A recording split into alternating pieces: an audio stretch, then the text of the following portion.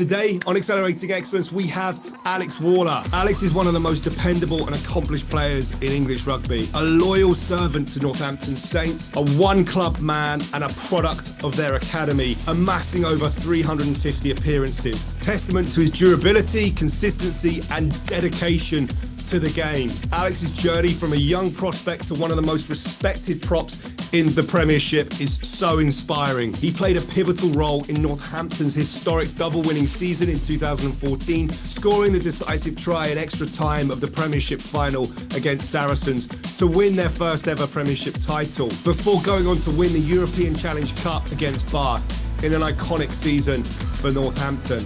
Work ethic, leadership, on and off the pitch, fiercely competitive, extreme loyalty to his club and teammates.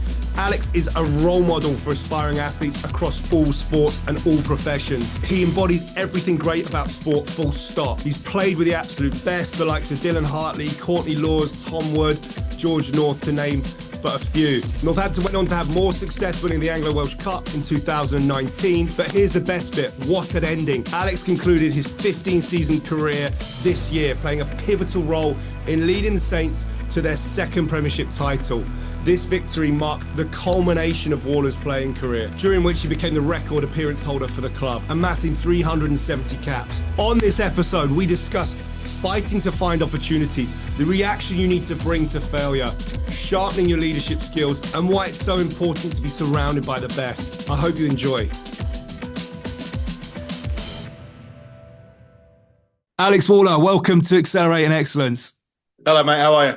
Yeah, good. I'm been desperate to get this chat. What an end to your career and pivot into exciting new things. Before we dive into all that, can you just orientate everyone listening about where it all began for you?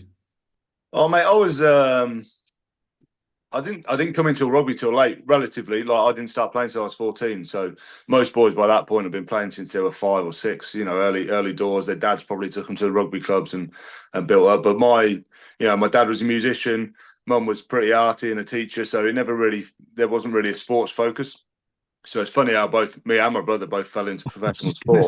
But they've produced. I changed schools. I was probably getting into a bit of trouble, scrapping a bit, and then this school suddenly had rugby, and it wasn't a telling off for hitting someone, obviously legally. It was a pat on the back, and I was like, oh, this is actually all right. I enjoy this. And then I'd played football and basketball before, but it was always frowned upon to be that physical, and whereas rugby it was encouraged. So I sort of took to it like a duck to water, mate, and it was a changing period for me, definitely, because I went from like quite a tasty state school into a private school. It was fortunate, unfortunate. My grandfather passed away, and he left some money to mum, and she decided to put me and Ethan, my brother, through private school for the end of our school sort of careers, if you like.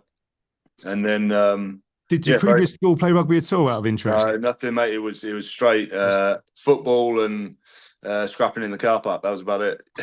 It was interesting. I was looking at stats with the All Blacks England and the development pipeline, because I often get sick and tired of people talking about sweeping sheds and things like that, when it's like, when you fundamentally look at like everyone in every school in New Zealand, you're playing rugby, right? Yeah. And in England, it's way lower, the percentage of schools that actually play rugby, than people think. Yeah. People that maybe go to a school that do play rugby just sort of think, well, but everyone does, and it's not the case. No, I mean, New Zealand is probably an outlier, and I toured down there in 2014 when England played down there, and it was, you turn TV on and school games would be on TV. It's just a religion for them over there, and it shows. And I think that's the difference. Whereas here, football is our main sport. Really, it's the big one. All the kids want to play it, and I can understand why. In terms of the financial benefits and the sort of rock star surrounding that comes with being a football player. The way it's positioned is it's quite attractive for young lads and girls, I'd assume. And but over there it's different. It's rugby's like that, and they are rock stars over there, and it's just shown as every day. If you turn the TV on, you can find some rugby to watch, whether that's league or union or schoolboy, all the way up to professional level. So even like your club games, your local clubs, they're televised on a certain channel. So it's out there, and I think that's the difference, really. But it's over here, I think There is a barrier to entry in the fact that not a lot of schools actually play it, and that's where Yeah, you learn your trade or find the love for the game. Unless you're fortunate enough that your old man probably played and took you to the club, or sure. you have some friends that played and they're like, come along, then you're going to struggle to get introduced to it unless you're like I was forced to play it in a school environment. Yeah, and what do you reckon? I mean, this is the thing, right? We talk about talent identification, development pathways in elite sport and elite anything, but like I guess there's an element of randomness to the fact that you actually found this thing that you've gone on to have incredible success in you and your brother. I mean, if you'd stayed at that school, do you think you would have found your way to rugby or? I don't know, mate. To be honest, well, you never know, do you? How things are going to turn up. But I think it was. I was going to go one of two ways, mate. And I was either going to get in a bit of trouble and probably go down the wrong path, Yeah, good or I was decision, going to mum. square myself away. Yeah. So, yeah, mum, fair play, pat on the back there.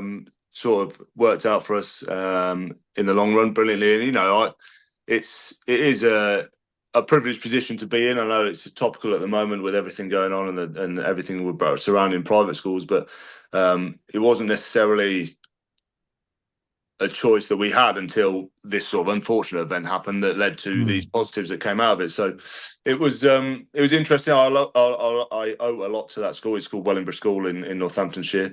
It's not one of these big, Etons or Harrows or like, where you straw boaters and all this sort of stuff. But it's a relatively, you know, how would you phrase it? It's a relatively like, entry level private school, but it was brilliant for me. It showed Yeah, me rugby, showed me a few things. We had um, like a CCF, so a cadet section in there, and that sure. that was actually, I'm sure we'll come on to it. My original plan at 16 is I wanted to join the Royal Marines, and that was my pathway. I was fixated on that, Cool. and I had an injury with rugby where I snapped my leg in half, and I had to have a pin put in when I was about 16.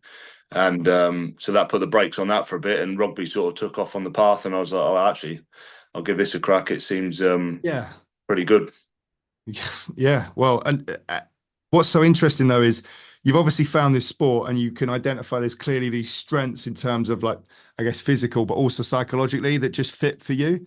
But Yeah, obviously there's kids at this school and it's a good rugby school, right? That have been playing for maybe got 4 or 5 years on you, maybe technically and physically, just in that specific experience.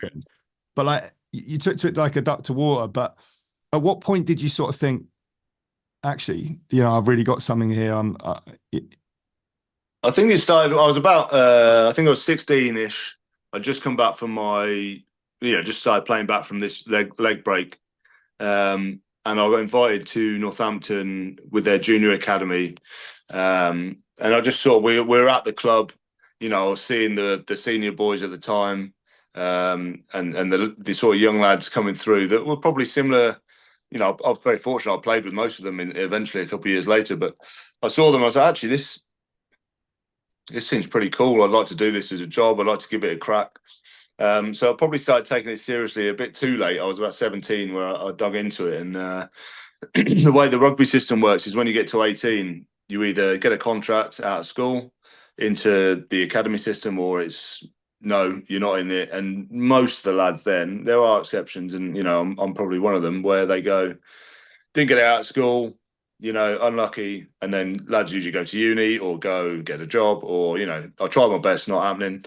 I was slightly different in the fact that I'd asked the academy coach at the time if I could come in and do pre-season with the senior boys, even though I wasn't contracted. I was like, You you just know, did that though off your own bat. yeah, I spoke to him, and his name was Grant Seeley, and he works at Stowe School now as their rugby master, I think. But I owe him a lot, really. He gave me the opportunity to sort of see the professional environment and come in, and I think there's a certain element of being a familiar face that helps you when it's coming along to contract time. So I went in for those. This is probably that 3-month pre-season block, and just thought I'm just going to knuckle down here and work my ass off. And I was realistically, if I look back at it honestly, I was overweight, unfit, and unprepared for what was a senior pre-season, professional environment.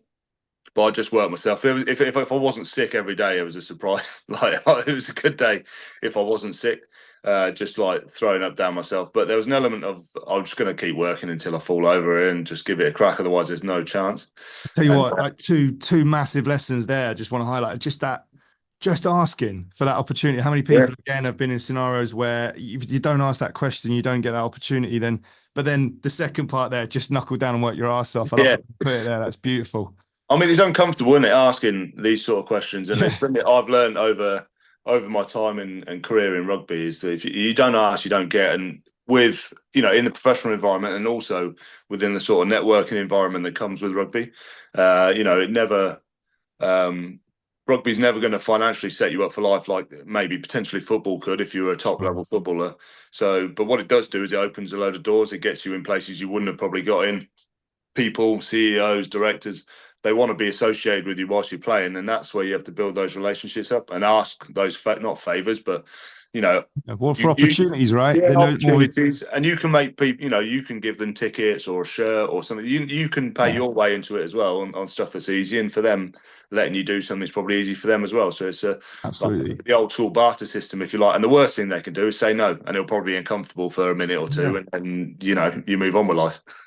Exactly, and there you go. It's that exchange of value, whatever that value might be. And if you're young, dumb, and you don't have much to give, then what you can always give is graft. And you Yeah, turn up on absolutely. time and give it your all, and that's valuable, right? Yeah. That's wicked. So what happened towards the end of that? I imagine the Oh, frequency of puking up on yourself started to reduce, and then yeah. So I managed to get through, and I think there was an element of, well, this kid's just not going to quit, really. And then they essentially went, cheers, but obviously pre-season's done now. Thanks for your efforts. See you later. And I was like, okay, cool. And I went on loan to a team called Rugby Lions. They were in National One at the time. And I just transitioned from back row before I broke my leg because I was, really fit, really athletic. Like I say, gearing up. I wanted to join the Marines. I was running all the time. I was really thin and like a whippet. Broke my leg. Didn't really know how to tackle a big injury, like a long sail injury. So, kept probably eating the same. Obviously, wasn't doing the work. So I was in a cast and surgery. And then so came back and I was overweight, large. And they went, you're not going to crack it at back row. And also, I'd finished growing. So I was this height when I was like 14, and everyone was like, he's going to be massive. And then everyone just carried on kept on growing. So back row went out the window, and they're like, have a crack at front row. And obviously, there's a few nuances and dark arts in the front row. So you can't just go into the professional environment. And so I went away to this team, Rugby Lions, National One. Grant put me in touch with them, and I wasn't associated with the same. He just went, go and get your head filled in, mate, and just go and play men's rugby at front row and get your head filled in and learn some of the dark arts. And I just thought, I was quite fortunate. Mum was like, give this a go. You can have a year to give this a crack, and then if it doesn't work, you've got to go either uni, which wasn't really my scene. Like that's not. It wasn't really the way I learned, or I'd have a reassess and see if I could get the pin out and maybe look at the original plan, which was the Marines or some military aspect. But it was essentially every week I'd send the academy coach clips of me playing and just pester him. And now knowing the system, there was an A-League at the time. So essentially, when a senior prop couldn't be asked to go and play up in Sale on a Monday night or up in Newcastle, Rob would just be like, fancy 5 minutes for the second team. And I'd be like, yeah, sweet, let's go. And I'd, drive up to Newcastle, have 5 minutes. And I think, in all honesty, they just wanted to shut me up. So they gave me a contract at the end of the year for 1 year. So much to be said for that. It was, and I think they were just like, we'll shut him up, we'll give him a contract. He probably won't crack on, and then we could say, "Well, you tried." And it wasn't a big contract. It was a astonishing £3,000 for the year. So I had to, and I was still living at home. I had to pay rent. Mum was like, "You're not living rent free." So there was an element, and it was only a small amount, but there was an element of being in the real world. You got to pay your way. So I'm right. So it was, and then that year. There's an element of luck and everything, right? In terms of there's I believe you can create your own luck, but it's more about being ready when that opportunity comes. Is that every loosehead prop in the team essentially was out of action, and it was just Suwani Tongawiya, who was sort of my mentor, and me. So at 18, 19, I was on the bench the whole season for the first team. So that's amazing. And I was thrown into that senior environment, and it was a bit of sink or swim. And I definitely sank a lot, but I kept on managing to come back and learn from those mistakes. I think that's crucial. and it was and then from then on in, really, it was just, again, being a familiar face. I was in that environment and I was earning some trust. I wasn't making too many mistakes, or the ones that I was making, sorry, were corrected the next week. There weren't repeat mistakes. So I think there was an element of, we can trust him to not be perfect, but to learn and try and move And on. was that? And do you think that's just because you had this like rugby IQ and you were just responsive, or was there anything you did extra? Did you consciously sort of sit down and actually reflect on what was going on, or was it just sort of something that came organically to you? No, I definitely. I mean, even now, if you ask, the coaches, sort of, my rugby IQ isn't particularly high in the grand scheme of things. It definitely got better, and like what helped, and we'll come on to it, is when I was captain of the club. Like, you have to learn about a rugby IQ, but there's an element of trust and delegation with the team. So, but it was, for me, it was. I've been given this opportunity. I've worked my ass off for a year. I don't make mistakes, because you learn from watching other people, and there was an element of the academy that I was in were very sort of insular, and it was like the academy and the first team, and I was like, I don't want to be with the academy. I want to be with the first team. So I'd hang around with those a lot, and I got loads of shit for it. I won't lie, like, trying to brown nose sucking it. Well, lads, to be fair, I don't want to be in this dingy, like the academy changing room in Northampton, and it's quite good. It is horrible. It's dingy. There's no natural light. There's like, it's messy because obviously everyone's just come out of school and no one knows how to be a grown up yet. It's like there's stuff everywhere. And it stinks. I'm like, I don't want to be in here. I want to be in that change room with the lads. You've got a big plush locker. You've got stuff you can square stuff away in. There's lights. There's windows. There's the hot tub. There's the ice. I was like, I want to be in there. Yeah. Like, this horrible place. So why would I hang around with you lads? So, there's an element of that. And I was quite fortunate. Me and Courtney Laws, really good mates. He was obviously already in the senior squad. So that gave me a little bit of a way in, and you watch him and the way he sort of goes out and operates. He was a great sort of, not inspiration, but he was almost 3 or 4 years ahead of me in what he'd done. So you could watch and learn how he progressed Is it fair to say he set a standard for you to sort of against? Yeah, no, I never quite reached it. Courtney's a bit of a freak, really, if we're honest, but it was it was certainly an interesting sort of couple of years, and honestly, I don't know where I had the balls to do it. Right, so it was, looking back on it now, if I was a senior, knew what this little academy lad had said, I'd be like, what? I'm self-entitled. I'd only been in there a year, and they offered me another contract for 2, and they were like, "Do you want to? Here's 2." And bear in mind, I've only just signed for 3,000, and they offered me this, pretty good deal for 2 years, and I went, "Yeah, I'll sign it, but only if I'm not in that changing room." Like I had the balls to just to be like, I'm not signing it if I'm in that changing room. I'm not. Yeah. What are you doing? But it worked off, and they worked out really, and they were like, "Okay, yeah, fair one. We'll put you in the. You'll still be on an academy contract, but you can be out of that changing room and in with the seniors." And I was like, "Cool. Well, then show me the paper and I'll sign it." And looking back on it, I was like, "What was I thinking?" That was ballsy move. Imagine But what you might say. yeah, naivety is king, I suppose, isn't it? Where I was just like, right, and Again, don't ask, don't get though. well, there is that aspect to it, mate. Yeah, it was just slightly ballsy, and I don't really know what I'm thinking. It's not really my approach to things, but I was just desperate to get out of that horrible, dingy, stinky changing room. So Yeah, it sounds like it. But okay, so that's awesome. So you have this clear target to get to.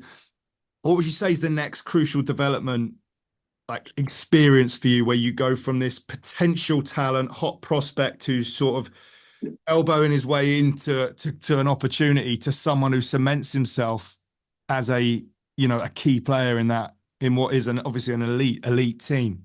yeah, it was. Again, there's an element of luck in everything, in especially in professional sport. So Sawani Tongawiya was a staple. He was, he's my mentor. I owe a lot to him, and he moved clubs, and there was that sort of like, Al's good. He's been on the bench. He's started a few times. He's coming through. We trust him. We can see he's developing. In my mind, this is what I assume they thought anyway. But we don't know if he's actually a set-in starter. So they signed Alex Corbizero from London Irish. Obviously, legend of a player. Was British Irish Lion. He'd just come off that tour when he signed. So like a lot of hype. There's an element of frustration, and you think, oh, this is my time. Saw's moved on. I'm going to be the starter, and Corbs came in. And for me, though, it was I remember sitting down with Dorian West, who was our coach at the time, and being like, I thought, we spoke, and I've been developing well. I'm a bit frustrated about this, and he was like, well, mate, you beat Corbs. There's no one else in the game, because he was the top loose head in the country, Oh, yeah. and I was like, all right, fair enough, challenge accepted. And there was an element of like you say, Corbs struggled with injuries. That's essentially what retired him in the end, and you don't wish that upon anyone. But what it did do is it meant that me and my brother, to be fair, benefited from it. It was he didn't play for a large majority of the time he was there, so that's when I sort of cemented myself as the loose head starting for the club, and is the same again. There's an element of that trust and familiar face where you're in the team, you're doing well, things aren't going wrong, so it's not broke. So why do you fix it? And so there's an element of that, and that was the year, those 2 years, and then we won the Premiership after that. So it was, mate. It was. Do you think it was a blessing in disguise, actually, when he was coming back? Because obviously, in the moment, and you see this for a lot of people when they're because of course you want to be starting or in whatever domain you're competing in. But I think I've heard so many stories of outliers like yourself who have been in that scenario where at the time you're thinking, oh, for fuck's sake, someone else to go against here. I mean, the famous ones, Tom Brady talks about that, all the clubs he's been at. But then when you look back at it retroactively, you're like, to be honest, that was the prompt that caused me to real level up and switch on. Well, it's just professional sport, and you get that in any sort of elite environment, whether it be military or, business or sport. Like, if you didn't have that competition, and I fell foul of this over the next couple of years, and I'll come on to that. But if you don't have that competition, there's no point. It's elite sport for a reason. It's because it is elite, and it's the top 2% really that makes the difference. Like, everyone can play the game. Like, whether you're the fourth choice loosehead or the first choice loosehead, you're there for a reason. You can play the game. It's just whether you're 2 or 3% better and more consistent than everyone else. And moving on from that, Corbs retired. Then it was me and my brother, and I'd played so much. I think at that point I was 23, 24. I'd played about 150 odd games for the club at that point, so I was established, and it was almost like I could do no wrong, which was brilliant in some aspects, but also it took the pressure right off. And as a bloke, I even though it's hard, I develop and thrive better when I'm under pressure and when there's someone nipping at my heels, or there's competition, or you put my back against the wall with, I've dropped you because of this, and I go, right, well, fuck you, watch this. Like, there's an element of that, but I fell foul with the coaches essentially trusting me too much, where I couldn't really do no wrong, and the only time they rest me is for a break. It wasn't anything to do with standards, and slowly over time, it wasn't like a massive drop, but so maybe year one probably 2 or 3% down, and if I look back on it, it was like the only reason I was playing is because I was mates with the coach. Like, he trusted me. He's going to make mistakes, but we'll let him go. It's all right. He can't really, he's doing all right. And capital. Yeah, and it was, and whilst it was nice and it took the pressure off and it was all cushy, it actually didn't benefit me at all in the long run. Which a new coach came in, Kiwi fella, Chris Boyd, and he just flipped things on their head, and he made me captain, which was brilliant. But then, mate, I had a stinker of a year, so it was like I just spiraled out. And like, looking back, it was the best thing that's ever happened to me. But at the time, it was absolute putting out fires left, right, and rhubarb. Like, I was made captain of the club, brilliant, like massive honour with Dylan Hartley. So like, both of us were captains.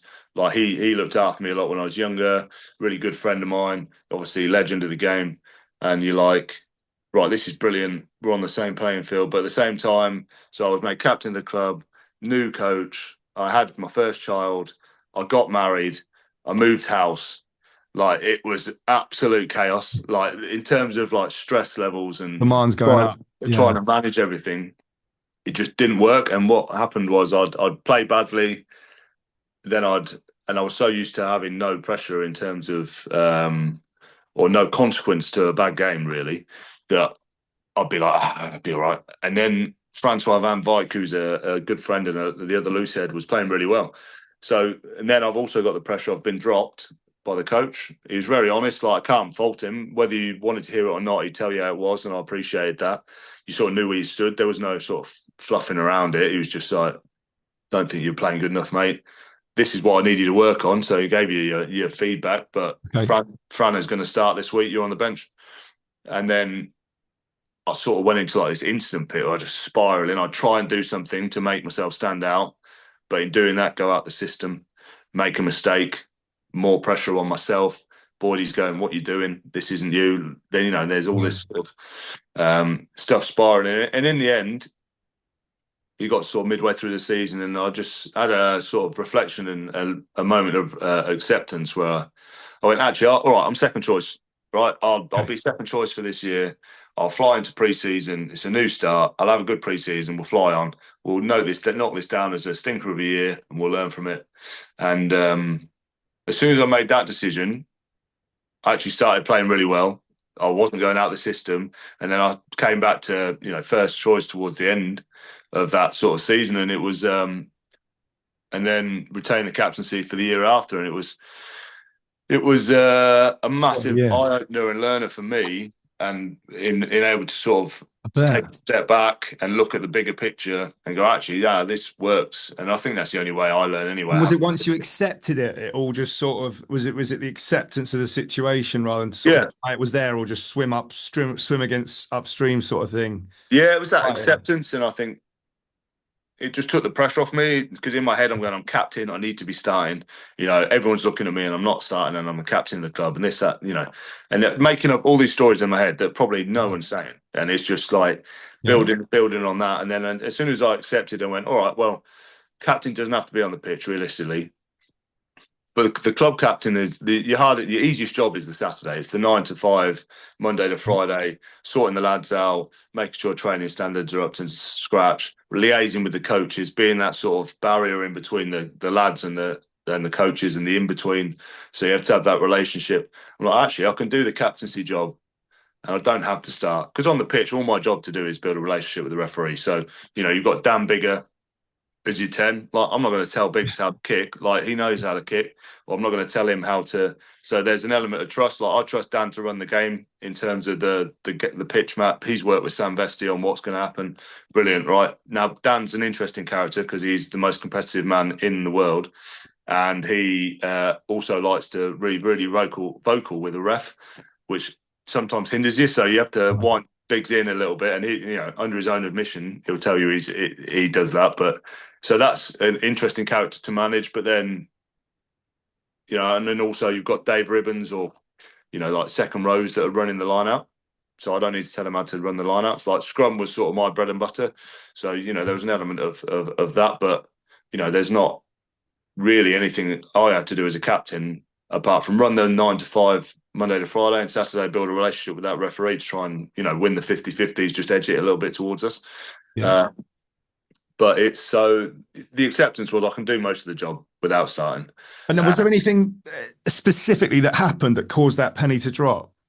Was it a moment or did I sat down and I think it was Boydie or Phil Dowson, who's now the coach. I played with Phil for a long time before he became my boss to some extent. And he was like, mate, you're just chasing shit that isn't on. Like, there might be just a flash of a ball in a breakdown. And, I used to pride myself on being able to turn the ball over. So I'd just go for it. And, I'd do something stupid. I'd come in from the side, or I'd, use my hands when the rock's already formed. And, there's an element of chance in your arm with rugby. You have to be on the edge, especially defensively. But, I also have to read the referee. And I wasn't doing that. I was just chasing stuff selfishly to make myself look better, so I could put the case forward on the Monday to go, why the fuck aren't I starting? Yeah. But I could never do that, because I'd be like, why are you starting? And it was like, well, you just gave away 13 penalties.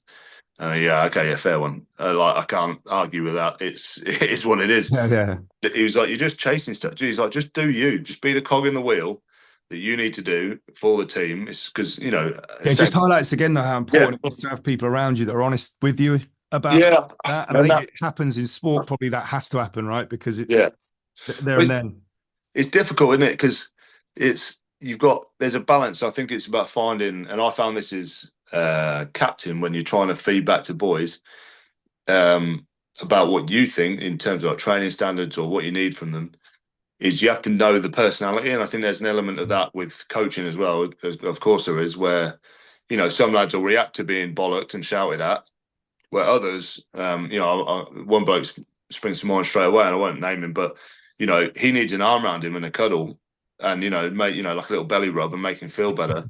And then tell him what you need from him, and then make him feel better again, and then send him on his way. And there's an element of, some people will look at that and go, well, it's elite sport, there's no room for that. And I'm like, well, yeah, I get it. And there's not, on the pitch, there's no time for that. I'll call you a dickhead, I'll say what you need to do, and we'll talk about it later, because you essentially have 10 seconds to deliver a message. There's no time for belly rubs and like trying to make people feel better. But is then the feedback afterwards or in the training week where you have got that time where I can actually make him feel better, talk to him, understand how he's feeling, and then we can go from there. And then I think that also buys you a bit of credit in the bank when you do have to do it in 10 seconds and give him a bollocking, is that he actually does care big time. We just haven't got time to talk about feelings right now. It needs to be a message delivered and a message heard. So it's exactly, yeah. And Phil, I think having played with Phil for so long, he knew how I worked, and he could speak to me on an honest level. And it's different relationship when you're a coach to when you're the DOR, because you can sort of be the good cop, bad cop. But and Boydie as well, to be fair to him, he was a deep thinker. He was the DOR, and he certainly was just honest with you, but he'd always give you feedback with it. So that was when the penny dropped, really. And I think it was Boydie who said it. It was like, look, mate, if you don't do it this season, it's a fresh start in pre-season. Like, no one's guaranteed a start. So, don't, it's not the end of the world. I still had a couple of years left on my contract. He's like, just have a good pre-season, mate, and fly into it. Take the pressure off, and then it all sort of that's it. Yeah. Anyway, yeah, and sort of build it back up in the right sense rather than just chasing stuff. So it was certainly, that was, I think you learn more from your stinkers than you do from winning and your victories. Like and nobody really wants to sit and hear about someone who's successful all the time, because it's just unrealistic. It doesn't happen, and there's far more losses and lessons I've learned than I've done victories. It's just people like to focus on good stuff and the trophies and the records and stuff, but all that comes with the caveat of he's had a few absolute howlers. Sorry to interrupt, but before we dive deeper into the conversation, I want to express how grateful I am that you're choosing to spend your time here. I also want to take a moment to ask for your support. I want to bring you the best podcast I can. And by hitting that like button, subscribing to the podcast, or a one-click review, you play a vital role. When you hit that like button, leave a rating or subscribe, you enable the podcast to reach a much wider audience. And the wider our audience, the easier it is for guests within my network to convince their agents and management teams to free up their diary and come on our show. Thank you in advance for your likes, reviews, and subscriptions. Now let's get you back to leveling up. I think that's the key things. The howlers are inevitable, but I think what makes a difference is you've got to profit from them. You've got to find what happened here. Why did this happen? How was I part of the problem? Yeah. And if you can do that, then you can really rebound out and come out better than you went in. Yeah, that's it. And there's an element of honesty with yourself in there. If you're not honest with yourself, and deep down, everyone knows deep down, you can say all you want, but if you've had a stinker, or you did something out of that, you can try and. There's plenty of ways you can dish it up, and the benefit or the downside about rugby is that everything's filmed, right? Everything from every angle. There's no hiding place. But what that also does is allows you to make a story. If you can be like, you can watch it back, and what you were thinking at the time, but you might see something outside you that happened and go, oh, that is actually a good reason why I did this, is because Biggs has run that way, and then I can go, oh, so Biggs did that, so I just. But realistically, in your Biggs' head, fault. yeah, Biggs. No, he's a great bloke. Obviously his record speaks for himself, but of course it does, it's you have to be honest with yourself. And there was times where I was doing that, where I'm like, how can I justify this mistake? When really, it was, mate, you've had a stinker, you're trying too hard, and you're absolutely spiraling out of control here. You need to just take a minute, have a reset. It's that trade-off, isn't it? It's trying to save yourself in the moment, but the cost you pay for that is your future development. Yeah, absolutely. You're not honest.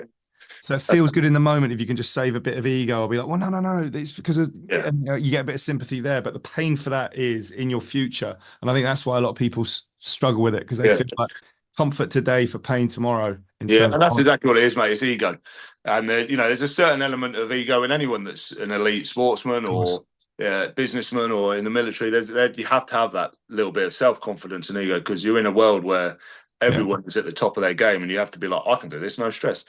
But it is recognizing when it's getting out of hand is key, and I think that only comes with age and experience. Having gone through the stinkers that I've been through is the only way I learned about actually, mate. You're just being detrimental to yourself. Hmm. So That's an it's amazing message. So yeah. thanks for sharing that with us because I think it's so important to hear from people like yourselves.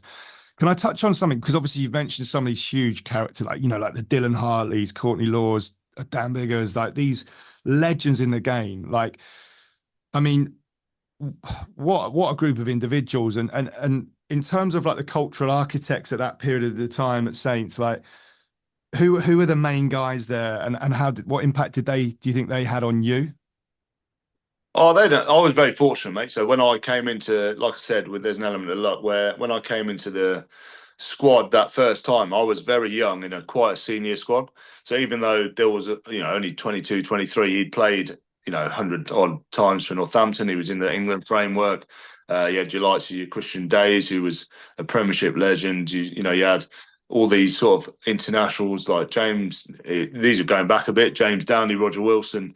Like there's all these internationals from across the world, and I'm just in there like like an open book. Like let me just take a little bit from you and a little bit from you and learning. So they had a massive impact, and it's funny how it sort of progressed like that. So we won the Premiership first time 10 years ago, and there was a core group of players, myself including, that'd been together like 3 or 4 years.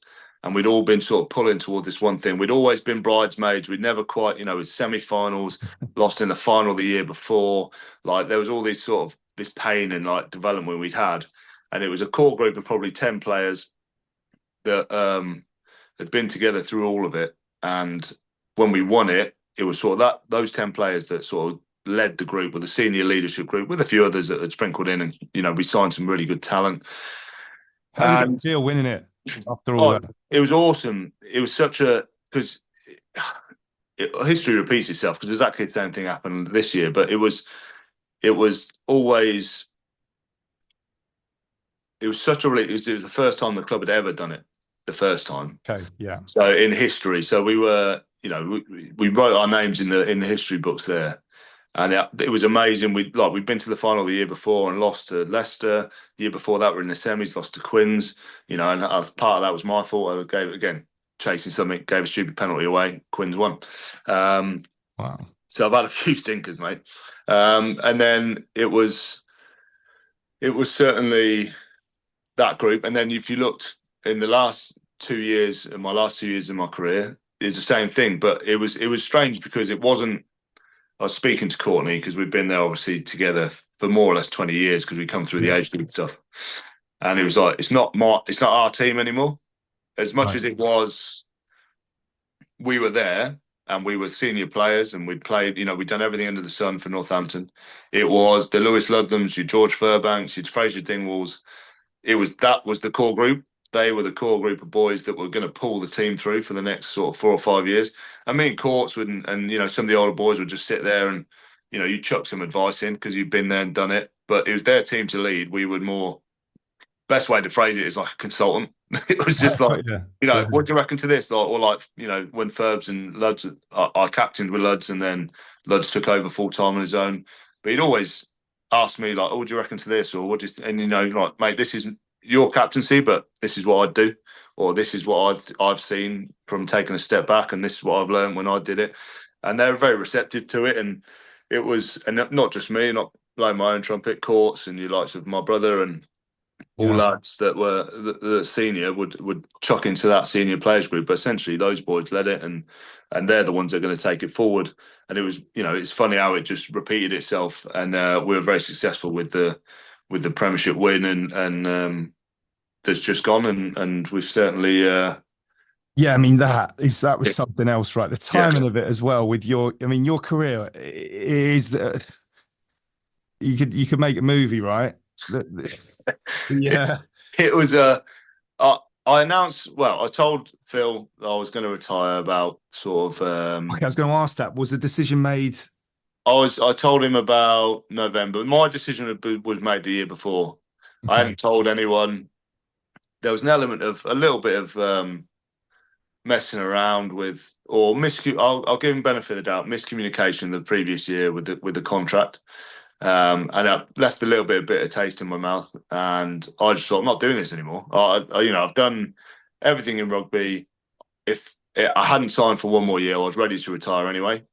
And I was like, and it all worked out in the end anyway. So we signed that, and that bygones be bygones. And but in my head, I went, I'm not doing that again. Like I've done everything I can with Northampton. Um, there's an element of still playing well, selfishly, and maybe again a touch of ego where I'd rather go out with people going, "You could have done another year or two, can you?" And I'll go, "Yeah, I could have done," but I didn't want to. Uh, I've still got my health to some extent. Aches and pains, but that's just life, isn't it? And relatively unscathed out of after playing. I think I ended up on like 378 games for Northampton. So Okay. like, I've in the front row, so relatively unscathed. And I was just like, I'm going to go on my own terms. I'd rather jump before I'm pushed. And I'd made the decision. I didn't tell Phil until sort of November time. We had a conversation about. He was like, what are you thinking about next year? And we're gonna have to look at maybe a different amount of money. And I was like, mate, I'm just gonna have to stop you, mate. I'm retiring. So he was like, all right. And then in fairness, we had a really nice conversation about his retirement and how he dealt with it and what he did. And so it was made by then. I sat down with scrum coach Matt Ferguson, who's one of the best blokes you'll ever meet, and it was at our Christmas sort of party with all the wives were there and everyone. But we sat away in a little corner, and I was like, "Oh, has Phil told you about my decision?" He was like, "Yeah," and he was like, "Mate, could be good." Because we were flying at that point, he's like, "It'd be nice to send you off with a trophy," and I was like, "Mate, that's the dream, but let's not jinx it. We'll keep that to ourselves." Yeah. And when literally we're having a cuddle we'd won the Premiership, and I was like, "Do you remember that conversation?" He's like, "Yeah, I do." I was like, "Mate, we made it happen," and he's a brilliant bloke, and I've got a lot of time for him, and it was awesome. I couldn't if you'd asked me, when I started my career, how do you want to finish? It'd have been a Premiership final win with the club, and How did you feel going into that final, that game? Did it feel like, did the group feel like it was there for the taking, or? yeah, I think so. We were confident, mate. No, you can never be confident to the extent of we're going to win this because it's rugby and it's Sure. sport and anything can happen. Um, but we were confident in our ability, and I tell you what, it was a couple. We'd been close again before, like year before, a semi final, not quite made it. This and the other, and I remember sat down with Phil, and we're just chatting, and I was like, "Do you remember when you first came to Northampton?" Because he came a little bit after me, and he was like, "Yeah," and he was like, "We were under the posts, and we were points down, and we're behind the posts, and it was Dylan at the time going, 'Don't worry, lads, we win these.'" And it's 10 minutes to go, and we're 10 points behind. We're like, "Hold on, man, that doesn't make sense." It's like, "Now, lads, we win these, especially at home. We'll win this." And there was just that undeniable belief that whatever we did, we had the game plan to win it, and 90% of the time we would do. And I said to Phil, we just need to get that confidence. And you can't tell it. It has to happen. And we played a game against Toulon, and nobody in their right mind expected us to win. Even though it was at home, Toulon are these massive European giants. They spend millions more than we do. Hmm. They've got internationals throughout the team, one to 15, and then the bench full of internationals. And we came back from behind in the last 5 minutes and won the game. Last minute of the game, we won it. And I said, I didn't play that game. I was rested, and I said to Dallas on the side, I was like, "That's the moment. The lads will start to believe now." And then it happened again and again, and it sort of built. And the lads, without me even saying it, started saying when we started, like, "Don't worry, lads, we'll come back. We'll win this. Don't worry. Just do your job, and we'll win it." Beautiful. Yeah. I was like, and I sat there. It's just so funny how Spiral. it repeats itself. So it was from sort of 2014 to 2024, the same chats were happening without sort of me or anyone that was there putting it in anyone's mouths. They just started to happen. Like, lads, we win these, don't worry. And I was like, that's when I knew in myself, I was like, I reckon there's a good chance we can win the Premiership now. Yeah, so those patterns of behaviours, though, Yeah. that brought to the result, right? Yeah. And it's just the belief. We always had the talent, right? So we always had the talent. You look at the lights, the team's the same. Yeah. It was that belief and the element where in previous years, we'd have probably, you go 10 points down, 10 minutes to go, and someone starts trying something really fancy to try, out of the system, go on his own, try and be the hero, all from goodwill and good intentions because he wants the lads to win. But in doing so, he goes out the system, something we haven't practiced. No one's with him for his clear out, so he gets turned over. They get the ball, and then the pressure's back on us. Whereas once that happened against, I put it down to that Toulon game, but there was a few afterwards as well. It was, let's just do your job. We've got the game plan. Do the job. Be the cog in the wheel that you need to do, and then we will win. And we did most of the time. And that's, I think, going into the Premiership, there was that underlying confidence. And look, the Premiership final was the worst we played all year. We had an absolute stinker. Somehow we managed to win it, and there's a strong element of that belief and confidence in the game plan that probably got us through. And a couple of bits of individual brilliance from George Hendy, in fairness to him. But it's funny when teams go down to 14 men, it changes completely. It changes the way they play, and it also maybe changes your subconsciously mental approach to it, where you go, lads, we should be up by a little bit more than this because we're 14. Belief again. Yeah, and you go, actually, and maybe you start doing stuff a little bit different because they're playing different because they're having to throw everything at you because they're 14 men, and it's a forward gone down, Ben, and it's an unfortunate event that happened, and it's no one wants to win a final like that, but it's you'll take a trophy whenever. But in credit to Bath, they made it incredibly close, and when I came off, I had to keep going to the toilet. I was like, I can't watch this. I'm just going to sit in the changing room for a minute, because it was a strange, like you say, it was a strange emotion for me going in because I knew it was my last ever game for professionally, full stop, and it was also the Premiership final. And I'd had about 3 or 4 last ever games. So the emotion sort of tapered down. I had my last ever home game. And then we got a semi-final at home. So I'm like, okay, that wasn't. Now this is my last ever home game. And it could potentially be my last ever game because we're knockout rugby and it's against Saracens as well, who have got, a good pedigree in the Premiership.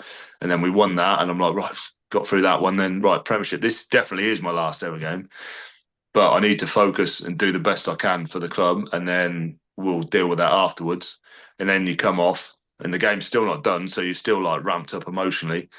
And we were playing like absolute idiots from all the lads' admissions. Yeah. And we finally managed to do it. So it's just like a dump of adrenaline, relief, and then realization that actually that's the last time the shirt's on, last time my boots are on, apart from, this charity game I played yesterday. That's why I'm all battered. And then it was like a roller coaster afterwards. Like, it was elation, won the Premiership, champagne, spraying, family, everyone overjoyed, fairy tale ending, realistically for me. Instagram version. Yeah, for me and for Courtney and Luds and my brother. This is a generation, wasn't it? Yeah, I think it was 1,200 caps that were that left in terms of like what we played for the club between us all. There was 1,200 caps, which is a huge amount of experience, and there's some lads that really put the years in for Northampton, and so there's some really sort of big names leaving, and it was emotional in that aspect. And then for me, because I was the only one, me and my brother were retiring, but so elation. I was in the changing room, champagne, brilliant, singing songs. I walked to the shower and just had a little bit of a meltdown. I was like, oh shit, it's done. And because there'd been so many retirement games. Yeah. And the club, in fairness, made me feel incredibly loved, and they were brilliant and made me feel very special over the sort of run up to it, and the family as well. They looked after us brilliantly, and it was and then it was just like done. And it is funny because you have your Saturday, obviously big piss up on the Saturday night after the Premiership. Sunday we had like a open top bus tour through the town, and 40,000 people were there, and it was amazing. Tuesday or Monday, sorry, lads, poof, just go. Some boys have to go on international tours. Other boys are moving clubs, retiring. And so that's the last time you'll ever be together, in that in that group, it's never again. Like you'll see each other, and we'll have a reunion in 10 years, I'm sure. But like that's it. The group's done, and for me, it's right. Career's done. Over on to the next one, and had me and my missus went away for 4 days, and then I was into work with Woody, the company we've built since we were playing. So it was a smooth transition, and one helped by copious amounts of beer and winning the Premiership. That's a nice way to do it. Yeah. And just sharing that with us. And just very quickly, I mean, what does it mean to you to be a one club man? That's pretty rare in elite sport these days. Yeah, I think there was an element of that. Like I'm from Northampton. I felt a element of loyalty towards them in the aspect that they gave me a shot. But there was chances to move. I had offers from other clubs, and that's just the business of the sport. But it was never the right time for me to move. Every time I had an offer, we were either winning the Premiership, we were flying high, or I was captain, or then, and then it starts to get towards the latter end of your career where you're like, actually, am I going to move, my wife, the two kids, somewhere else for an extra year? It's like, actually, it's not really beneficial. I'm happy here. My network's all in Northamptonshire. I've built up this, I hate the word legacy, but I've built up this reputation, the one club man, Northampton through and through. I'm like, why would I spoil that for maybe an extra £20,000 down the line? And I know that is a lot of money, but for me to move my house and move everything, that'd be gone anyway. Like it'd be, and to find a new place and move the family, lose the network, it just, for me anyway, it wasn't worth it. So, and then I came into the real world and self-employed, and you're like, actually, I should have probably taken that extra £20,000. You'll get on to that in a minute. Yeah. Get on to that in a minute. So yeah, it's really interesting what you're doing now and what you've been doing since rugby. Yeah. But just very quickly, when you look back of all the guys you played with at Northampton, if you had to have one to sort of play for your life, who would it be? Courts. Yeah. Courts or Woody. Yeah. What specifically is it about them that? Oh, mate, they're just good, honest blokes. What I respect about both of them, actually, they're both very different and very similar in the same aspect, is they're incredibly honest, and they're not afraid, even though, we're incredibly close. I work with Tom every day. I've played with Courtney since we were kids, essentially. And I'd like to think, there's an element of it goes both ways, but they're not afraid to call you on your bullshit, but they'd run through a brick wall for you if you needed it. Like if there was anyone, obviously Court's in France at the moment, but if I needed someone at 3 a.m, one of those two would get a call, and they'd be like, round here, no stress. So it's and likewise it's reciprocated. If I could wake up, but it would be the first thing. I'd be no stress, out the door, I'm gone for them. I'd do anything for them. So it's one of those two. If I had to put my life on it, it'd be either one of those is no. So I love that sort of hearing that trust and truth. Yeah, well, I'm in a very privileged position, mate, to have played with some brilliant blokes, and there's not, I've got a whole list, but those two just stand out at the top for me, and I think. They're pretty good blokes, individuals as a whole, and I'm sure people have seen what they do on the pitch for England and for the Lions with Courts. But off the pitch, just as good. And in terms of one last thing, in terms of the team aspect, I wanted to talk to you about is when you look at Saints over that career, when you look at those peak seasons, and let's assume they're the ones that you've had that championship success. We've talked a lot about belief and that being something unique about those years or those moments. Is there anything else that's unique about Northampton Saints at their absolute best versus Northampton Saints where maybe the talent's theoretically been there, but it's not been capitalised upon? Yeah, I think it's an interesting point, actually, and it's one that I can't nail down. And if I did, I'd be a very successful man, I think, in terms of like team building. But it's the environment off the pitch. Both times when we won the Premiership, the lads were like rock solid. Like it was like a family. And there's times where things have been less successful, is when it's been a little bit rocky off the pitch, or there's one or two characters that don't quite fit the mould, and there's a bit of we used to call it like a sappuccino. Like lads are just taking out energy and look, you can't be positive all the time. I'm fully aware of that, and I was probably guilty sometimes of being the bloke that saps. But if you're you can sap all you want, but as long as you put it on the pitch and work out and actually work hard, like you can have a coffee and go, "Oh, that was tough, wasn't it, lads?" Like, there's no stress in that.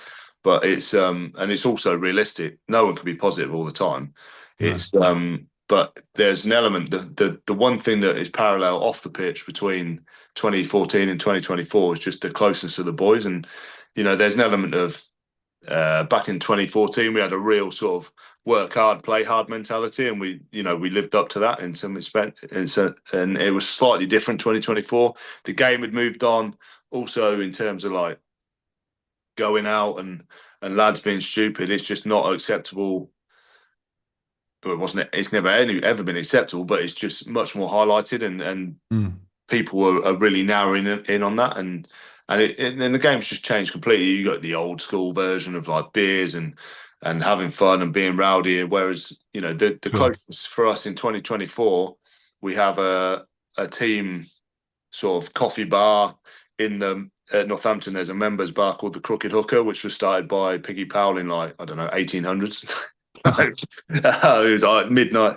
Yeah, when he was playing, it used to be a cowshed, and you can only go in there if you're a player or a past player. But on a match day, but in the week, that's sort of our coffee lounge, if you want, where we sit in between sessions. But for me, that's where the success was bred. Like in there, without fail, most days there'd be 15, 20 lads, and you'd all be chatting like and giving each other a load of shit and crack and talking about things and helping each other out. And that just bred this culture where you'd work extra hard for someone because it's like family, and you do end up spending more time with those lads than you do with your kids and your missus, because you're there, of course, 6 days a week from sort of 7 till 4.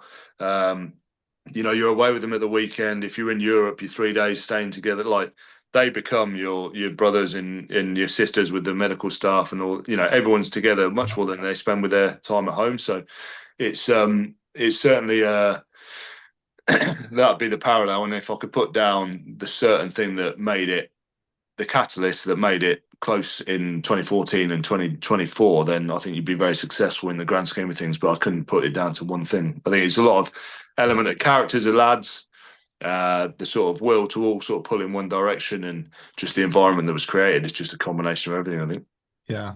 And as you look back on your career, is there one moment that stands out for you in terms of where you brought everything you had in your locker, in terms of your technical ability in your position or as a leader, where you were just, you had the game of your life? I don't think there was one particular game really, mate. I think there was maybe it wasn't my best, but my most enjoyable season was my last one. In the fact that I was very comfortable in my skin, very, I could do the job in my sleep to some extent, but I was really enjoying it. I changed my mentality a lot, and it was an ex-teammate of mine who retired 2 years prior, and he was like, mate, I'm just enjoying it. He was like, it's the last time I'm ever going to be here.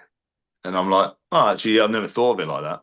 And so every time I had a notebook, actually, it's like this, like and I'd take it to every game, and I'd write down what I need to do that week, the way we were going to play, everything, my roles in the team, and then at the bottom I just write, enjoy it. It's your last time ever playing at Sail Away, which is not the best stadium in the world, or this is your last time ever at Twickenham or at Quins, or you're never going to be here in this capacity again. Like, you're very privileged in the fact that you are a player, you're the sole focus of everyone here, and you are essentially, the talent, if you like, where you're looked after, and it's a very privileged position, and one I think I hadn't appreciated when you're in the thick of it, when you're just doing your job, and you're like, this is so important. And it's only really when the end comes into your sight where I went, actually, I need to enjoy this for what it is, because people will pay a lot of money, and thousands of people try and get to this position every year, and they're not successful. And I've been lucky enough to, or created my own luck where I've worked hard and got to this point. You might as well enjoy it whilst you're here. And I think that just changed my approach to the game. And in hindsight, it actually made me play better, where I was like, if we lost, you're like, no one died, lads. Like, we've got another game tomorrow or next week. Let's just get back on it. Like, it's not how you start, it's how you finish. And in that respect, what's your advice to young players that are perhaps coming into the game, or young lads that are going into other elite, like pursuing, their craft at an ambitious level in relatively high performance organizations, whether that is in the military or maybe on a trading floor in London? What's Yeah. your advice to people what would you encourage them to think about? I think the biggest thing someone told me is you've got to have a short memory. So, and I don't mean that in the fact that you just forget stuff, but if you make a mistake, you can dwell on it. And I did it for a while, and we spoke about it when just sparring and trying Yeah. to do stuff. Like, you can't change that mistake, but what you can do is learn from it. But there's no point sitting there going, "Oh, I'm such a dickhead. Like, I've done this and Yeah. let the team down." I'm like, "Yeah, you have, but it's done now. Like, you can't change it.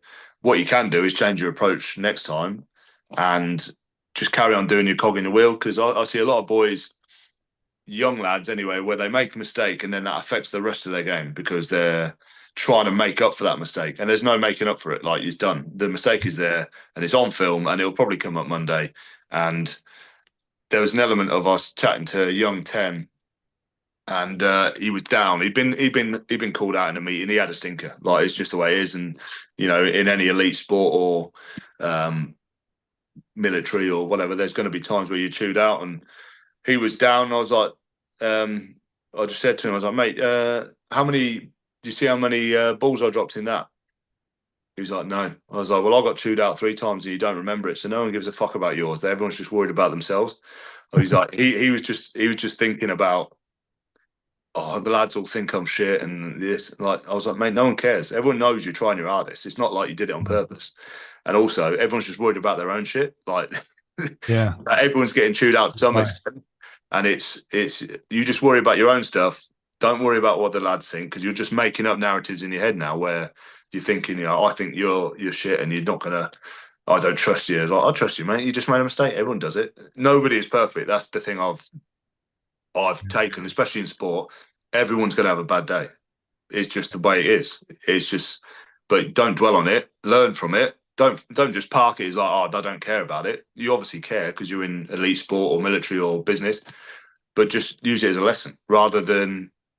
And I'm sounding real preachy now, aren't I? But like, rather than just focusing solely on, selfishly, like, lads think I'm this and that, just go, "Okay, I did this. Why did I do it? How did it happen?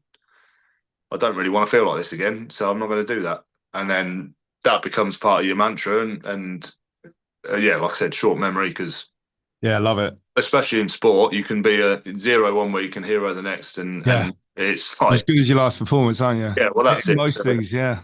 and it's only if you let that poor performance affect your next one is when it's going to spiral into being you probably a 2 or 3 a run of games where you're a bit poor. Whereas I just, it only takes a certain amount of confidence. It's hard when you're a young player to do that, but Yeah.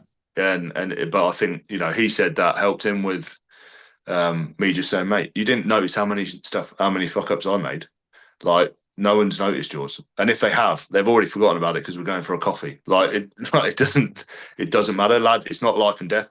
It's just make sure you learn from it, and then we'll go on and then move on. And he was like, "Yeah, 100%. Take take the learning, profit from it, and yeah, park it. and take the pressure off yourself. We're under enough pressure as it is. Like, just learn from it." That's it.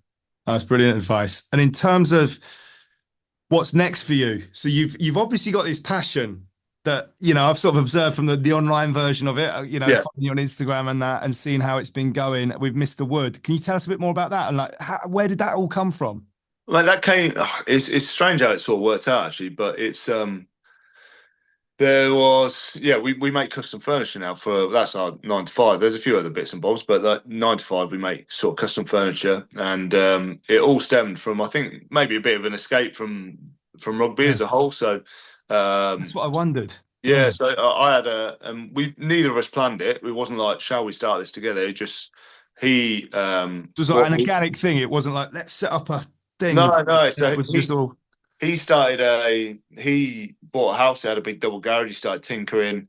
He was always into sort of his chainsaws and stuff. So he was doing that. Me and my wife bought our first house, and the bloke before was a cabinet maker, and he had a purpose built workshop in the back. And I had all these plans for like a man cave or a gym or this, and then and he sort of left a few tools in there as well for me, and I was just like, tinker here, tinker there, and it's spiraled. And then we were both sort of doing it in a parallel, not together. And we'd obviously good mates, so we'd share, "Oh, what are you working on? This is me." And then we started a business each separately. Um, in terms of, we just started making things for family and friends, and obviously it spirals people, and you post it on Instagram, people start asking for it. And then what we worked out is essentially, without it being the intention, we were each other's biggest competition in Northamptonshire anyway. Because if someone wanted, everyone thought we worked together anyway, because we did essentially. Just he'd help me with stuff, I'd help him with stuff, just because we were good mates and we did a similar thing. And we were like, actually, we are each other's biggest competition, because someone has to decide if they want something from either me or Tom. They might think we're working together, but he comes to my Instagram and sends me a message, so then I benefit from it. Or he goes from Tom's, and Tom would help me on his, and I would, on his project, so I would help him. And we sat down. Is when Woody was about to retire, and he was like, "Do you want to just do this together? Because I think we're actually taking money away from each other." Yeah. And it's not intentional. It's just we might as well come together. And so we did, and now we've been doing it, since about 2017. I think we started together, and it's insane some of the stuff you're putting together, though. Yeah, it's really good, mate. It's really busy, and I think it's aided my transition as well. It was, in terms of coming out, and we just bought a warehouse. It was originally just play. It was something like, was it originally sort of like a leisure-ish activity for you initially, just like that? Yeah, I think something completely different. You start with X, you end with Y. There's a tangible project at the end of it where you're like, "Oh, I've made this," and there's it's a good feeling, and it's that or a PlayStation. Yeah, well, that's it. And there's an element of lads, and I'm not against it. I've played the PlayStation, Xbox, whatever, especially when you're young. But I I've always sort of been practical. I've enjoyed working with my hands, and it was something that spiraled and has become this, snowballed into a business, and then snowballed into a bigger business, and then we just bought a warehouse in Northampton, and so we're flying at the moment, and it's it remains to be seen how well it goes, but so far it's really positive. Amazing. Yeah. Oh, nice one. Congratulations and all that. And in terms of the stage of life you're now, this really exciting period. You've ended on this massive high. You've got this business going with one of your best mates. That's obviously going well. Yeah. What is most important to you at this stage of your career? But the one of the big reasons I retired as well was just to spend more time with the family. So I've got 2 young kids, and my wife, and rugby is very selfish, as anything elite is. It is very selfish, and they've put up with me. My kids, for like, my eldest is 6, and so it's been very much weekends away. I've not had for what is it, sort of 45 weeks out of the year. There's no weekends, and then even in off season there's training and pre-season, and it's pretty full on, and very sort of centered around me, like the missus and the kids having to work, or I can't do this, or I've got training so I can't go to the park with the kids, or battered and bruised on a Sunday, and struggle. And there's an element of, I'm missing some of the best years. Don't get me wrong, I love my job and I've done it for years. When there was a time where I went, actually, I want to be able to run around. My health's still good. I can retire on a high, and I'll just be pushing it if not. And I had this other business to go into, which is a massive transition point that I try and push to the younger lads now, is to get something sort of squared away for you. Yeah. Even if it just gives you a year to sort of figure stuff out. And it's so that was the main reason, or one of them. And I've been quite strict. The first sort of month was a bit chaotic, but myself and Tom had both sort of sat down, and weekend, we'd work 7 days a week, and because you're trying to build a business and all this. But the whole reason we retired is to have more time at home with the kids, and because he's got 3 as well. So it's we're now Friday afternoon, tools down. We don't talk about work or do work until Monday morning, and then so you set those hard constraints. Yeah, we didn't, but we have done now. The last sort of month and a half, 2 months, it's like, right, weekends is done, and you might tinker here and there if you get half an hour, and that's fine. But it's not work. I need to do this today. It's like the kids are at a mate's house, or you're on your own. You're like, I'll just pop into workshop, get that squared away, because we still both enjoy it. That's the thing. But when you're working at home, and I thought was one of the main reasons we bought the warehouse, is just to sort of give us a separation. Is that it's easy for me to pop to the workshop because it's just there. Like, it's just, I can just pop out, or I can have dinner and then go out till 11 o'clock at night and just be tinkering. Where now, sit down and watch something with the missus, or Yeah. do an activity with the kids. So it's Oh, it it's sounds been really perfect. good, mate, and it's refreshing, and it's certainly given me a new lease of life, and the kids are enjoying it. Although we drive past the club sometimes, and my lad's like, "Dad, I wish you were still playing rugby," and I was like, "Oh, mate, come on." But yeah, it's only because he got to run on the pitch after the games and come in the change Yeah, rooms and yeah. sing the songs. He's like, "Yeah, you were really cool back then, but now you're a bit of a loser." I'm like, "Oh, cheers." Excellent. Bit Can't humble. please them all. Can't please them all. No. One of the questions, one of the other people I have to ask you about is your brother. You've had this. How many people get to have a career like you've had with your brother as well? And extremely rare. Yeah, it's mate. We've been very fortunate, and it's quite unique because we're both the same position. So there could be an element of competition there, but there never has been. It's always been we just want each other to get better, and who best man wins in the end of the day. And it's we've had some. Ethan was the best loose head at the club at the start of the season, and he was playing every week, and I was more than happy for him. And it was almost that again level acceptance. Like, okay, this is my role. It's my role. I'll just do it. And it flipped again around Christmas time. That's another story for another day. But it's been a privilege to see him develop and to play with him. And he went away to Worcester for 5 years, and to play against him was always fun. Like, there's always a bit of brotherly rivalry there, and a bit of extras like in the ruck if we could find it. But I've been very fortunate, and it's people with brothers or siblings. You go through school together, and then you probably go off and do your own thing in life, whether you go to different unis or different jobs, and you probably don't see each other as much. I've been very fortunate ever since, from obviously when he was born to, we're in our 30s now. I've more or less worked with him every day. As a whole, I worked or lived with him every day, and it's been a massive privilege, mate. I think we're a lot closer for it, and he obviously moved back to Northampton for the last couple of years of his career, and that was brilliant. Obviously, he's got two kids as well now, so the kids grow up together. And it's lovely, mate. And it's been a bit of a change actually with him. He works as a financial advisor now, and obviously I'm doing what I'm doing, so a bit of a culture shock and difference, and not seeing him as much. But it was a massive privilege to spend those sort of 30 years incredible, more or less tied at the hip, and so it was a privilege, and so I look back fondly on over the years. And the other question I wanted to ask you: who's the most incredible performer that you have competed against? Oh, competed against.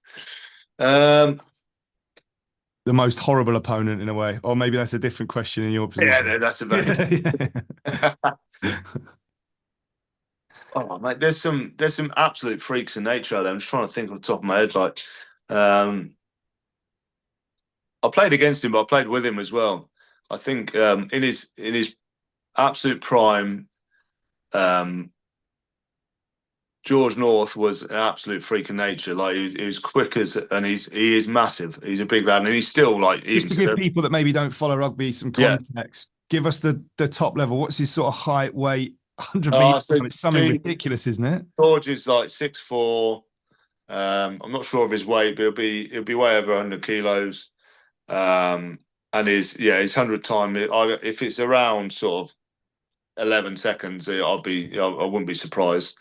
And he's an absolute freak, lovely, like one of the best blokes you'll ever meet. Another one that you call and he'd be there for you if you needed him. But it was he's an absolute freak, and in his sort of like prime when he was flying, he was like a joy to watch and pretty handy to be on the same side of for most of my career. But it was him and Sammy Manoa, who's a big American back row. He was a freak of nature as well, and he was one of the hardest hitting blokes I've ever seen in my life. I think he'd hit people into next week. Like, he was genuinely. There's not many blokes that are scary or scare you, but like he was one where you'd be a bit on edge. Like, there's not much I can do here if stuff goes sideways. I'm pretty much done, and you got to know your limits, haven't you? And as much as you think you give it a good crack, you'd probably end up on the wrong side of it. So those two blokes are probably two of the most freakish athletes I've ever played with. I can imagine. Look, if it's all right with you, I just want to finish up with some quick fire questions. Shoot. Right. Favorite movie? Or Top Gun. Nice. Favorite series? Oh, it's a tough one, actually. Favorite one at the moment is that Menendez brothers one, so I'll go with that. Oh, That's what I'm watching. Yeah, decent. it's mental. That's what it is. Favorite book? Um, I read, and I could plug your books here, but that was not the You one that could I have. Which is a brilliant book. But I read a book called it's called Three Para. Oh yeah. Yeah, Great. it's really interesting. I've got my lad's got ADHD, and I'm pretty sure he got it from me. I'm not diagnosed, but so reading's an issue for me. I struggle with it, but that was one of those. But I just couldn't put it down, mate. So it's that was an interesting. Brilliant. Yeah, I read that. It is a great book. I'd highly recommend that. Is there like a quote or a saying or a mantra that resonates with you or you're a fan of? Yeah, it's something actually. My missus, or is my missus or my mum got it for me as a present. I'd said it to him once. It was like the hardest thing to do is work hard when nobody's watching. I'd read it somewhere, and it sort of resonated with me a little bit. With when I was young, it was Dylan would take me under his wing, and we'd go and do some heinous sort of sessions and like running around the woods and doing stuff. And there was nobody there, but it paid off in the end. And it's very easy to work hard when you've got a crowd. It's when you're on your own. It's dark and rainy and horrible. It's like, can you actually do the work now without any? We always constantly need reminding of that. That's a brilliant one. Greatest athlete of all time? Oh, that's such a tough one, isn't it? Because there's so many different types. I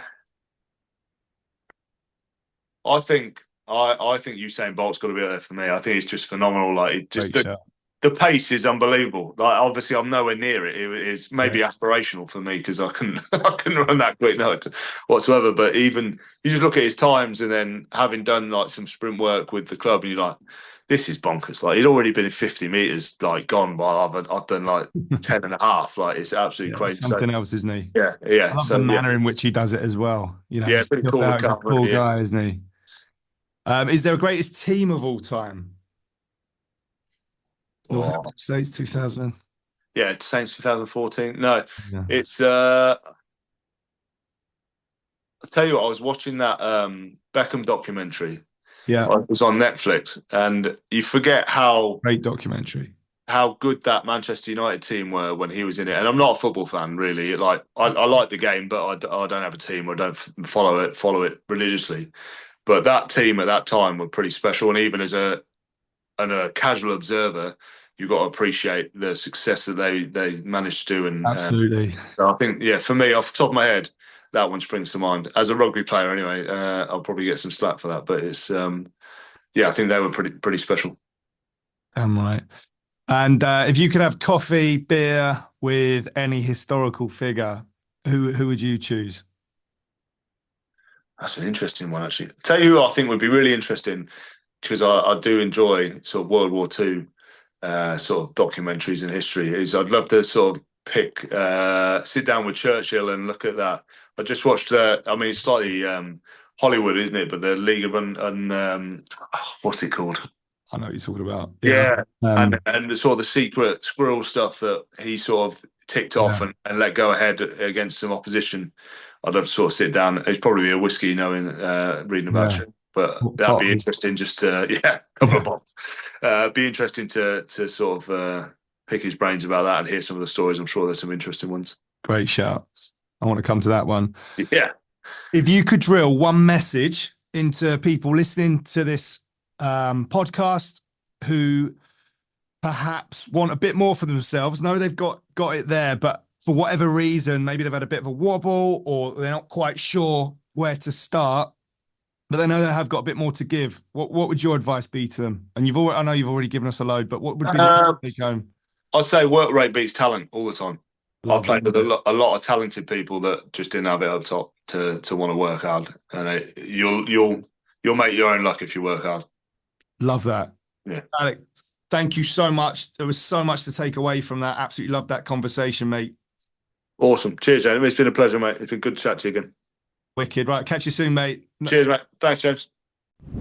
Whilst I hope you've enjoyed our conversation, The magic happens when you put the principles to work by aligning yourself with them. People who listen to podcasts like this tend to fall into one of two categories. The first experiences a high that fades, and before they know it, it's back to business as usual. Nothing changes. The second group, your group, also feel the high, but they sustain it and go on to achieve significant change. What distinguishes the two? Putting these lessons or principles to work immediately. This is potentially game-changing information. I've seen it, but it can't change anything if you don't act on it. Remember, this is not just for accelerating excellence, but also for maximizing your quality of life. There is always a way to optimize, and the secret to becoming everything you can be is to just start. So, if something resonated with you in this conversation, act on it. Excellence is just a series of days repeated over and over again. So go on the attack and win your day. Chances are you know someone that needs to listen to this conversation. Please make sure to share a link with them and keep me updated with how you get on. Make sure you slam any questions in the comments or reach out directly. I've got you covered. In 2021, I published my first book, Accelerating Excellence. If you're finding the conversations and information on this podcast useful, you're going to find the book useful. The book is more of an operation manual. It's a step-by-step guide on how to implement all this stuff so you can get maximum benefit. It's a #1 bestseller filled with highly actionable strategies you can apply today to become better tomorrow. Head to jamesaking.com to download 6 chapters free in audio or digital format. The full book's available on Amazon, Audible, or at your local bookstore. All links are in the show notes.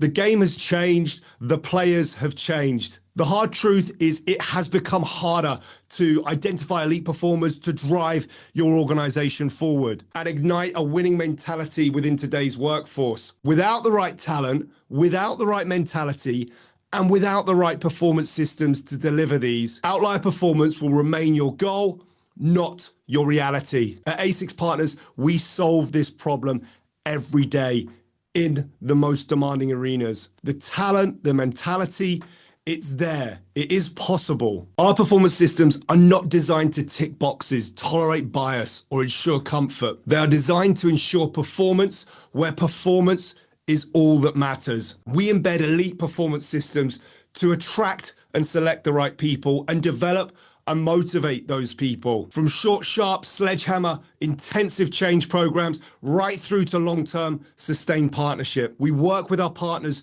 to transition your organization into a magnet for elite talent and embed a systematic process for selecting winners. We build world-class development programs to transform raw talent into sustained high performance. We instill winning cultures that set and live by their own demanding standards, resulting in a team of autonomous, high-performing, and resilient problem solvers who deliver. Our team of consultants is comprised of the outlier individuals I've worked with firsthand over decades. This includes PhD performance scientists, senior British and American Special Forces operators, Olympic gold medal winning coaches, world leading psychologists, and C-level leaders from trading and investing. For us, second place is not an option. If you're sick to death of mediocrity and truly want your team to excel, then click the link in show notes and get in touch now.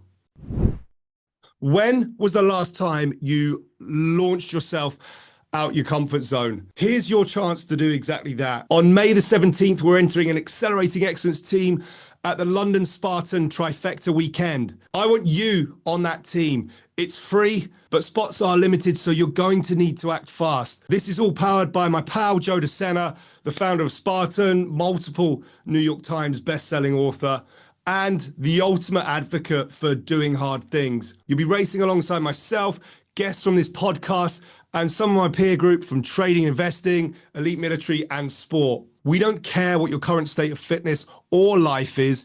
In fact, the lower the better. The thing I love most about events like Spartan is that they provide us with an opportunity to voluntarily confront challenge, physically and mentally. This means you don't have to wait for life to inevitably slam one your way before you decide to level up. It's an opportunity to carve out your own mind and emerge stronger from challenge than you went in. On race day, I'll be hosting an exclusive Q&A session where we'll discuss everything elite performance. Spots are limited and they're going fast. Don't overthink it. Click the link in the show notes now and sign up as an individual, with a friend, partner, your team, or company. By doing so, you instantly become part of an ambitious, like-minded team of people who set high standards and attack challenges head on. Get it done now, and I'll see you on the 17th of May.